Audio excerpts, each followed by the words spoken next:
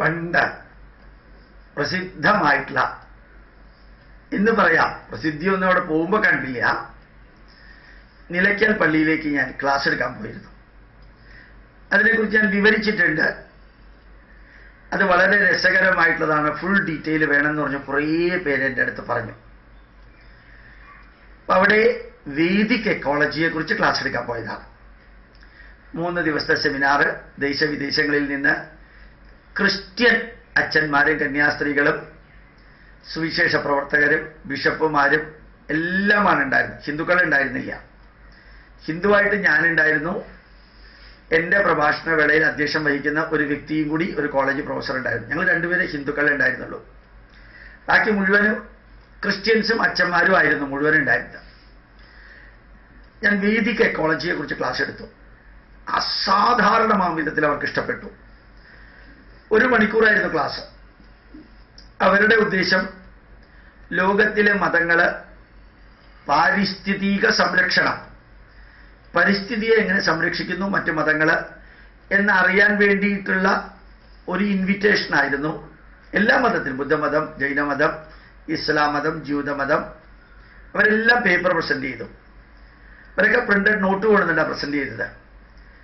ഞാൻ 1 മണിക്കൂർ വേദത്തിൽ നിന്ന് തുടങ്ങി ബ്രാഹ്മണങ്ങളിലൂടെ കടന്ന് ആരണ്യകങ്ങളിൽ പോയി, ഉപനിഷത്തുക്കളിൽ പോയി, പിന്നെ വേദാംഗങ്ങളിലൂടെ കടന്ന് നമ്മുടെ ധർമ്മശാസ്ത്രത്തിലൂടെ കടന്ന്, ഗൃഹ്യസൂത്രത്തിലൂടെ കടന്ന്, പുരാണങ്ങളിലൂടെ കടന്ന്, ഇൻഡിപെൻഡൻ്റ് ആയിട്ടുള്ള ഗ്രന്ഥങ്ങളിലൂടെ ശ്ലോകങ്ങൾ ഉദ്ധരിച്ചുകൊണ്ട് ഭഗവത്ഗീതയിലൂടെ കടന്ന് എല്ലാം വിവരിച്ചു കഴിഞ്ഞപ്പോൾ ഇടയ്ക്ക് വെച്ച് എൻ്റെ സമയം കഴിഞ്ഞുപോയി. 1 മണിക്കൂർ കഴിഞ്ഞുപോയി. അപ്പോൾ അവിടെയുള്ളവർ പറഞ്ഞു, സാറേ ഉച്ചവരെ സാർ എടുത്തോളൂ, ഇത് വളരെ ഇമ്പോർട്ടൻ്റാണ്, ഞങ്ങൾക്ക് ഏറ്റവും അധികം വേണ്ടതാണ്. എനിക്ക് 1 മണിക്കൂറുള്ളത് 3 മണിക്കൂറായി. 3 മണിക്കൂർ ക്ലാസ് കഴിഞ്ഞപ്പോഴത്തേക്കും അവർ ചോദിച്ചു, ഞങ്ങൾ ചില ചോദ്യങ്ങൾ ചോദിച്ചോട്ടെ എന്ന് ചോദിച്ചു. നമ്മൾ എന്ത് ചോദ്യം വേണമെങ്കിൽ ചോദിച്ചോളാം, സ്വതന്ത്രമായിട്ട് എനിക്ക് അഭിപ്രായം പറയാൻ സാധിക്കണം. മെയിൻ റോഡിൽ നിന്ന് 16 കിലോമീറ്റർ ഉള്ളിൽ കാട്ടിലാണ് ഈ പള്ളി. അത് കാരണം എനിക്ക് തിരിച്ചു പോകാൻ ഉള്ള സെക്യൂരിറ്റിയും നിങ്ങളാണ് എനിക്ക് തരേണ്ടത്. എന്നെ അവിടേക്ക് കൊണ്ടുപോയ കോശി മാത്യു എന്ന് പറയുന്ന പ്രിൻസിപ്പാൾ അദ്ദേഹത്തിനോട് പറയുകയും ചെയ്തു. ആദ്യം അദ്ദേഹം ചോദിച്ചത്, കുറേ ചോദ്യങ്ങൾ ചോദിച്ചിരുന്നു. ഒരു ചോദ്യം ചോദിച്ചത്, ഇത്രയും പ്രസിദ്ധമായിട്ടുള്ള നിലയ്ക്കൽ പള്ളിയിൽ വന്ന് പ്രഭാഷണം നടത്തുന്നതിൽ അങ്ങക്ക് എന്ത് തോന്നുന്നു എന്ന് ചോദിച്ചു. ഞാൻ ചോദിച്ചു, സ്വതന്ത്രമായിട്ട് ഉത്തരം പറയാമല്ലോ. പറയാമെന്ന് പറഞ്ഞു. യേശു ക്രിസ്തുവിൻ്റെ കൂട്ടത്തിൽ ജീവിച്ചിരുന്ന തോമസ് യേശു ക്രിസ്തുവിൻ്റെ ശിഷ്യനായി ചേർന്നപ്പോൾ 73 വയസ്സായിരുന്നു. അദ്ദേഹം വലിയ വിദ്യാഭ്യാസമൊന്നുള്ളവനല്ല. ആ വ്യക്തി യേശു ക്രിസ്തുവിൻ്റെ ഉപദേശം അനുസരിച്ച് അദ്ദേഹം മരിച്ചിട്ട് 200 വർഷം കഴിഞ്ഞിട്ടാണ് കുരിശ് ക്രിസ്ത്യാനികളുടെ അടയാളമായത്. AD 273 ഏതൻസിൽ ചേർന്ന ക്രിസ്ത്യാനികളുടെ സമ്മേളനത്തിലാണ് കുരിശ് അംഗീകരിച്ചത്. യേശു ക്രിസ്തുവിൻ്റെ കാലത്തെ കുരിശ് അത് കൊലക്കയറ് തന്നെയായിരുന്നു. ക്രിസ്തുമസ് ആഘോഷിക്കാൻ തുടങ്ങിയത് AD 470 അതിനു മുമ്പ് ക്രിസ്തുമസും ഇല്ല, ക്രിസ്തുവിൻ്റെ ജനനവും ഇല്ല, ക്രിസ്തുവിൻ്റെ കഥയും കാര്യമായിട്ടില്ല. യേശു ക്രിസ്തുവിൻ്റെ കൂട്ടത്തിൽ ജീവിച്ചിരുന്ന സെന്റ് തോമസ് ഒരു വലിയ കുരിശ് അത് അവിടെ നിന്ന് തൻ്റെ കഴുത്തിൽ വെച്ച്, അല്ലെങ്കിൽ ഇവിടെ വന്നിട്ട് കുരിശുണ്ടാക്കി, രണ്ടായാലും വിരോധമില്ല.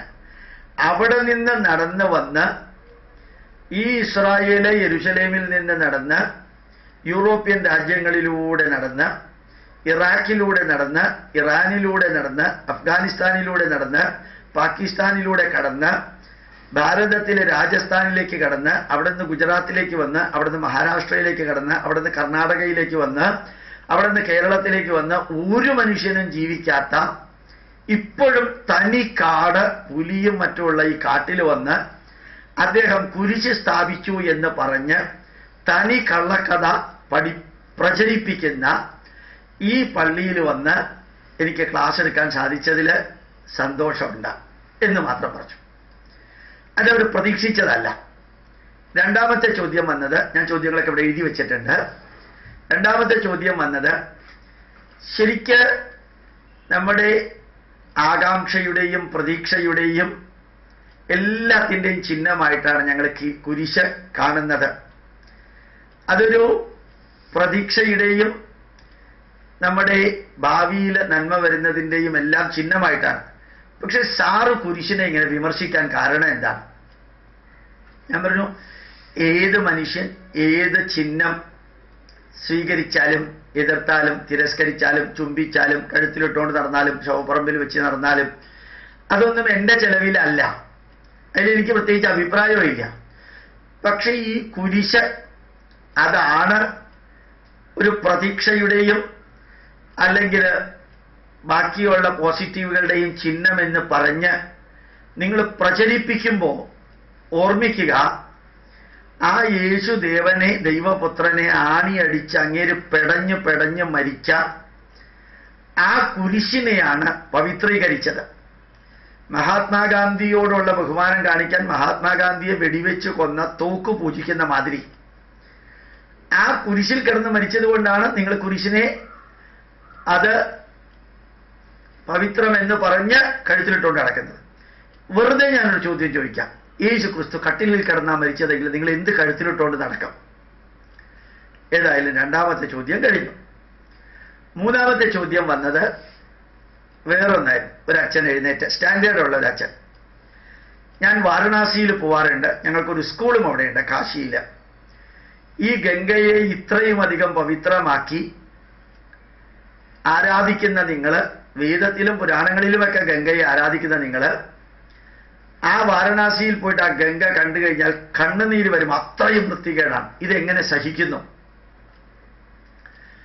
ഞാൻ അവരോട് പറഞ്ഞു, ഞാൻ നേരത്തെ പറഞ്ഞൊരു വരിയുണ്ട്, സെന്റ് തോമസ് ഇസ്രായേലിൽ നിന്ന് നടന്ന് ഈ കുരിശ് കൊണ്ടുവന്ന് ഈ കാട്ടിൽ കൊണ്ടുവച്ചു എന്നാണ് നിങ്ങൾ പ്രചരിപ്പിക്കുന്നത്. അങ്ങനെ ഒരു കുരിശും കൊണ്ടുവന്നിട്ടില്ല, വെച്ചിട്ടുമില്ല.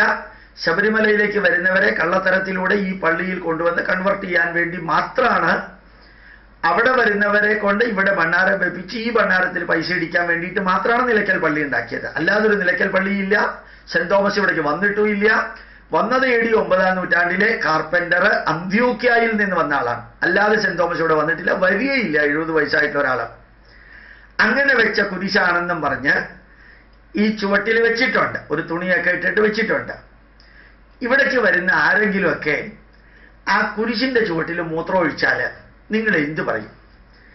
ആ മൂത്രം ഒഴിക്കുന്നത് സെന്റ് തോമസിന്റെ കുഴപ്പമാണോ, കുരിശിന്റെ കുഴപ്പമാണോ, അല്ല മൂത്രം ഒഴിച്ചാളുടെ കുഴപ്പമാണോ, അല്ല മൂത്രത്തിന്റെ കുഴപ്പമാണോ എന്നൊന്ന് പറഞ്ഞു നോക്കാൻ പറ്റും.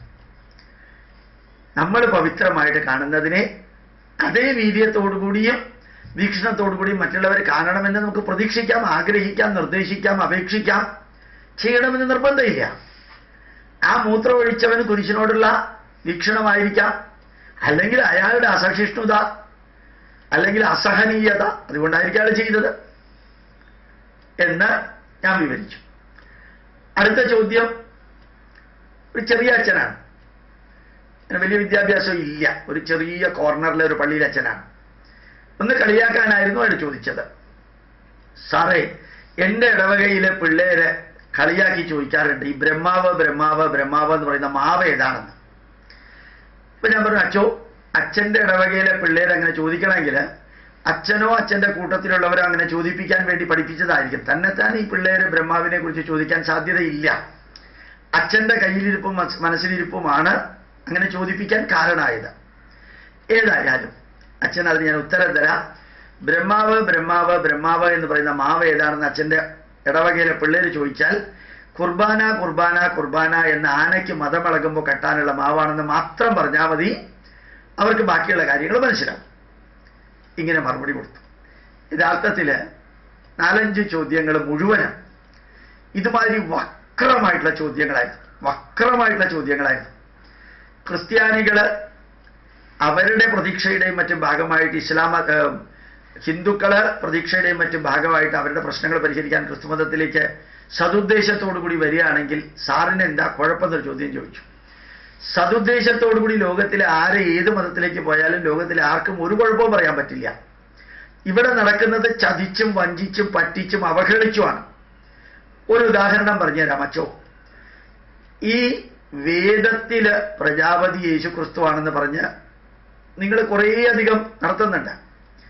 തനി കോശി അബ്രഹാം എന്ന് പറഞ്ഞ ആൾ എഴുതിയ പുസ്തകവും അതിൻ്റെ വികൃതമായിട്ടുള്ള സപ്പോർട്ട് ചങ്ങനാശ്ശേരി ബിഷപ്പ് കൊടുത്തതുമെല്ലാം അങ്ങക്ക് അറിയാം. ഇനി ഹിന്ദു ധർമ്മപ്രകാരം പ്രജാപതി ആരാണ്? അങ്ങക്ക് അറിയോ? അത് 3 പ്രജാപതിമാരാണ് ഹിന്ദുക്കൾക്കുള്ളത്. അത് പ്രജാപതി പ്രകൃതിയുടെ പേരാണത്. അത് ചരിത്ര പുരുഷന്മാരോ മനുഷ്യരുടെയോ പേരല്ല, സങ്കല്പമാണ്. പ്രജകള് എന്ന് വെച്ചാൽ മനുഷ്യരെന്ന അർത്ഥമല്ല, സർവ്വജീവജാലങ്ങളും, സർവ്വജീവജാലങ്ങളുടെയും പതി, ഗൈഡ് ചെയ്യുന്ന ആള്, കൺട്രോൾ ചെയ്യുന്ന ആളാണ്.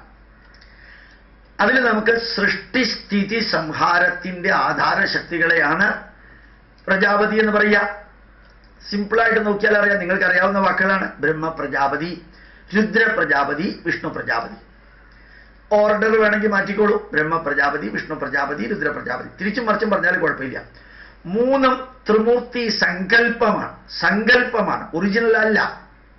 ബ്രഹ്മാവ് എന്ന് പറയുന്ന ഒരു വ്യക്തിയില്ല, ശിവൻ എന്ന് പറയുന്ന വ്യക്തിയില്ല, വിഷ്ണു എന്ന് പറയുന്ന വ്യക്തിയില്ല, സങ്കല്പമാണ്. ആ സാങ്കല്പിക ത്രിമൂർത്തി സങ്കല്പത്തില് ഇവർക്ക് 3 പേർക്കും സാങ്കല്പികമായിട്ടുള്ള ത്രിശക്തികളുണ്ട്. ബ്രഹ്മാവിന് സരസ്വതിയുണ്ട്, വിഷ്ണുവിന് ലക്ഷ്മിയുണ്ട്, രുദ്രന് പാർവതിയുണ്ട്. അവർ രണ്ടുപേരും ഒരുമിച്ച അറിവ്, നോളജ് ഇല്ലാതെ സൃഷ്ടി സാധിക്കാത്തത് കൊണ്ടാണ് സാങ്കല്പികമായ സരസ്വതിയെ സാങ്കല്പികമായ ബ്രഹ്മപ്രജാപതിയുടെ കൂട്ടത്തിൽ ചേർത്തത്. വിഷ്ണു എന്ന് പറയുന്ന വിശ്വം വിഷ്ണു ഷഡ്കാരോ ഭൂതഭവ്യ ഭവത് പ്രഭു. വിഷ്ണു എന്ന് പറയുന്ന സ്ഥിതിയുടെ പ്രജാപതി സാങ്കല്പികമാണ്. ആ സാങ്കല്പികമായ വിഷ്ണു പ്രജാപതിയുടെ കൂട്ടത്തിൽ സാങ്കല്പികമായിട്ടുള്ള ലക്ഷ്മിയെ ചേർത്തു. സാങ്കല്പികമായ രുദ്ര പ്രജാപതിയുടെ കൂട്ടത്തില് സാങ്കല്പികമായിട്ടുള്ള പാർവതിയെ ചേർത്തു. ത്രിശക്തി 3 പേര്, ത്രിമൂർത്തി 3 പേര്. ഇനി യേശു ക്രിസ്തു പ്രജാപതി ആണെങ്കിൽ അങ്ങർക്കൊരു ഭാര്യയെ വേണ്ടേ? ഒന്നില്ലെങ്കിൽ ഇവിടെ നിന്ന് ആരെങ്കിലും അയച്ചു കൊടുക്കുക, അല്ലെങ്കിൽ മഗ്ദലന മറിയത്തെ പ്രേമിച്ച യേശു ക്രിസ്തുവിന്റെ ഭാര്യയാണ് മഗ്ദലന മറിയം എന്ന് പറയുക. അതല്ലെങ്കിൽ കോട്ടയത്ത് എന്ന് മലയാള മനോരമയിൽ അഡ്വർടൈസ്മെന്റ് കൊടുക്കുക, മാട്രിമോണിയല്ലേ യേശു ക്രിസ്തുവിനൊരു ഭാര്യ വേണം എന്ന് പറഞ്ഞാൽ. എന്തിനാച്ചോ ഈ ആവശ്യമില്ലാത്ത ഓരോന്നും പ്രചരിപ്പിച്ച് പറ്റിക്കലും തട്ടിക്കലും വെട്ടിക്കലും ഒക്കെ. ഒരു കാര്യം ഉറപ്പാണ്, ഞാൻ എൻ്റെ വണ്ടിയിൽ വന്നതുകൊണ്ട് ഞാൻ ഈ നിലയ്ക്കൽ പള്ളിയിൽ നിന്ന് തിരിച്ചു പോകും, അതുറപ്പാണ്. നിങ്ങൾ എന്നെ തിരിച്ചയക്കാൻ ഞാൻ നിങ്ങളുടെ വണ്ടിയാണ് ഉപയോഗിച്ചിരുന്നെങ്കിൽ ചിലപ്പോൾ എന്നെ തിരിച്ചുവിടില്ല എന്ന് എനിക്കറിയാം. ഇതുമാതിരിയുള്ള തിന്മകൾ പ്രചരിപ്പിച്ചിട്ട് വേണോ യേശു ക്രിസ്തുവിനെയും കുരിശും ഈ പള്ളി മതവും ബൈബിളും ഒക്കെ കച്ചവടം നടത്താൻ? അപ്പോൾ ഒരു ബിഷപ്പ് എഴുന്നേറ്റ് നിന്ന് പറഞ്ഞു, ഇനി ചോദ്യങ്ങൾ ഇതുപോലെയുള്ളത് ചോദിക്കേണ്ട. ഞാൻ പറഞ്ഞു, ഏത് ചോദ്യം ചോദിച്ചാലും ഉത്തരവുണ്ട്, ഒരു സംശയവും ഇല്ല. അവസാനം വരെ ആ സദസ്സിൽ ഏറ്റവും അധികം സന്തോഷിച്ചത് എൻ്റെ പ്രഭാഷണത്തിന് അധ്യക്ഷം വഹിച്ച ഹിന്ദുവായിട്ടുള്ള പ്രൊഫസർ നന്ദകുമാർ സാറായിരുന്നു. ബാക്കിയുള്ളതൊക്കെ ക്രിസ്ത്യാനികളാണ്. പക്ഷേ ഞാൻ എല്ലാ സ്ഥലത്തും പറഞ്ഞു, എനിക്ക് ഏറ്റവും അധികം അത്ഭുതം തോന്നിയത്, ഞാൻ ആ ക്ലാസ് കഴിഞ്ഞ് ഞങ്ങൾ CD-കളും പുസ്തകങ്ങളൊക്കെ അവിടെ വെച്ചിരുന്നു. എല്ലാ അച്ഛന്മാരെയും കൊണ്ട് വേദത്തിൻ്റെ പെൻഡ്രൈവ് എടുപ്പിച്ചു. ഞങ്ങൾ എല്ലാവരും വേദത്തിൻ്റെ പെൻഡ്രൈവ് വാങ്ങി, CD-യും വാങ്ങി. ഒരു സൗന്ദര്യധാമമായിട്ടുള്ള ഒരു കന്യാസ്ത്രീ എൻ്റെ അടുത്ത് വന്ന് ചോദിച്ചു, ഞാനത് പറഞ്ഞിട്ടുണ്ട് കേട്ടോ, സാറ് വേദത്തിലും പുരാണത്തിലൊക്കെ ഇത്ര ആധികാരിക നോളജ് ഉണ്ട്, എത്രയാ സാറ് വേദത്തിൻ്റെ മന്ത്രങ്ങൾ കോട്ട് ചെയ്തത്? എനിക്ക് ഒരു ദുഃഖമുണ്ട് സാറേ. പറഞ്ഞോളൂ, എനിക്ക് ഉത്തരം പറയാൻ പറ്റുകയാണെങ്കിൽ പറയാം. പക്ഷേ കന്യാസ്ത്രീ ആയിട്ടുള്ള നിങ്ങൾക്ക് ഈ ബിഷപ്പിൻ്റെയും മെത്രാൻ്റെയും ഇവരുടെയൊക്കെ ഗൈഡൻസ് കിട്ടിയില്ലേ ഈ ദുഃഖം പരിഹരിക്കാൻ? അല്ല, അതൊക്കെ പോട്ടെ സാറേ, ഞാൻ ഇന്നും ശാന്തയാണ്, എന്നും വളരെ മൈൽഡായിട്ട് സംസാരിക്കുള്ളൂ. പക്ഷേ ചിലപ്പോൾ ചില ദിവസം എനിക്ക് എൻ്റെ കൺട്രോൾ പോകും, ഞാനങ്ങ് ഭയങ്കരമായിട്ട് ദേഷ്യപ്പെടും. എല്ലാവരും അത്ഭുതപ്പെടും. 10-27 ദിവസം 28 ദിവസം വളരെ ശാന്തമായിട്ടെന്ന ഞാൻ എങ്ങനെയാണ് ഈ 1-2 ദിവസം ഇത്ര വയലൻ്റ് ആവുന്നത്? ഞാൻ മുഴുവൻ ചിരിച്ചുകൊണ്ട് കേട്ടുകൊണ്ട് അവരവരെ കുറിച്ച് കുറേ പറഞ്ഞു. അവസാനം അവർ ശരിക്ക് ഗോപാലകൃഷ്ണൻ എന്നെ നമസ്കരിച്ചു. പലരും കണ്ടുകൊണ്ടിരിക്കുമ്പോൾ കാല് തൊട്ട് നമസ്കരിച്ചു. ഞാൻ പറഞ്ഞു, ഒരിക്കലും സിസ്റ്ററെ അത് ചെയ്യരുത്. ദൈവീകമായിട്ടുള്ള ഉത്തരവാദിത്വം ഏറ്റെടുത്തിരിക്കുന്നത് നിങ്ങൾ എന്നെ പോലെയുള്ളവരെ നമസ്കരിക്കരുത്. എനിക്കതിന് താല്പര്യമില്ല, ചെയ്യാനും പാടില്ല.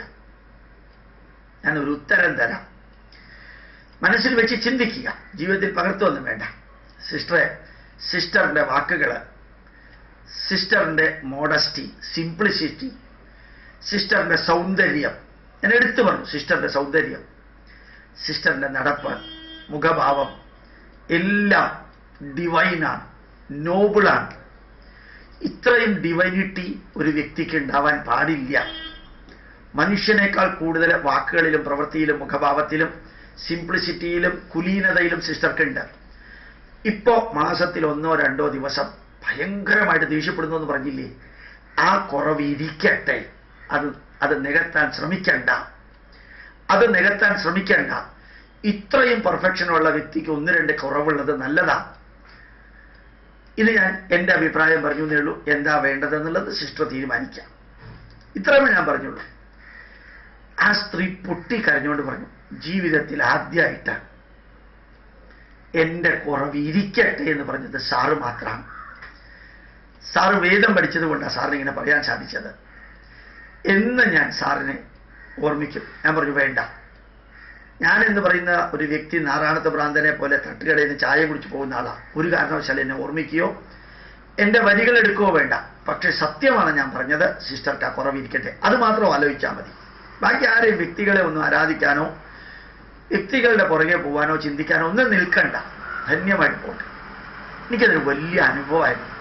ആദ്യത്തെ 5 ചോദ്യങ്ങൾക്ക് മറുപടി കൊടുത്തതും ലാസ്റ്റ് ഈ കന്യാസ്ത്രീ ഇങ്ങനെ ഒരു ചോദ്യം ചോദിച്ചത്. ഇത് ഞാൻ പറഞ്ഞിട്ടുണ്ട് കേട്ടോ, യൂട്യൂബിൽ ഉൾപ്പെടെ പറഞ്ഞിട്ടുണ്ട്. എനിക്കത് ഇപ്പോൾ ഒന്നുകൂടി പറയണമെന്ന് തോന്നിയത് കൊണ്ട് വീണ്ടും ആവർത്തിച്ചതാണ്. വലിയ സന്തോഷത്തോടു കൂടിയാണ് ഇന്ന് ഞാൻ എൻ്റെ യൂട്യൂബ് പ്രഭാഷണത്തിലെ 6 പ്രഭാഷണം അവസാനിപ്പിക്കുന്നത്. പ്രണാമം, നമസ്കാരം.